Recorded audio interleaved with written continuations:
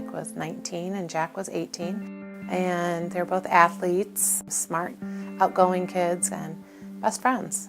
Nick and Jack Savage, two brothers from Granger, Indiana, with their whole lives ahead of them. Nick had just finished his first year at Indiana University, and Jack had just graduated from high school, and he was heading to Ball State University in the fall.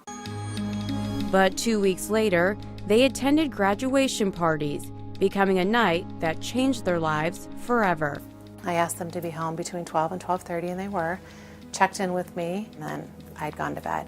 The next morning, Becky went to wake her son Jack, but there was no response. I didn't know what was going on. Obviously, I checked for pulse and checked for respiration. Then I knew to call 911 first and then start CPR.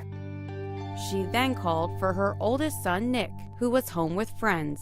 The boys had heard me calling in the basement, and they went to wake up Nick, and Nick was unresponsive as well. By the time the paramedics arrived, it was too late.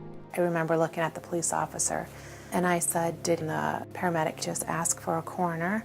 Just the look on his face just told me, this is bad, this is really bad. Becky Savage lost two sons in one night. These are just things that your mind just can't process it. It's so overwhelming, especially when we found out how they had passed. The cause of death, an alcohol and oxycodone overdose. This is prescription opioid. Yes. And it's now something that has taken over this country. Yes. But at this time, I have to say 2.5 years ago, it was not even on our radar. We didn't know about it, and never, ever did it cross my mind that they would have experimented with prescription drugs or that it would have taken their life. But every day, more than 115 Americans die after overdosing on opioids. And as the epidemic continues to grow, the Savage family has made it their goal to educate others, which is why they started the 525 Foundation, named after Nick and Jack's hockey numbers. We had all 4 boys lined up with their hockey jerseys on, and it just so happened that this is how they were standing, with the 5 and the 25. So, thank you very much for inviting me here. It's a tribute to the boys and a way to talk about the dangers of misusing opioid prescription drugs. This picture right here was the last picture that we had taken as a family of 6. has this been healing as a family?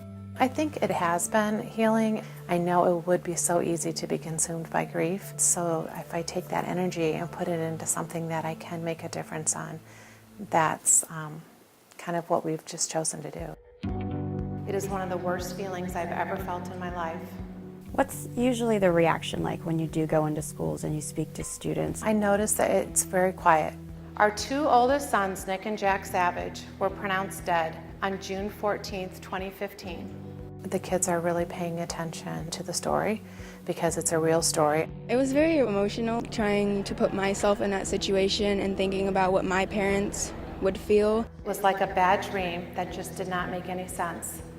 This can happen to anyone, any of my classmates, my siblings. This is just a real problem that can affect anyone.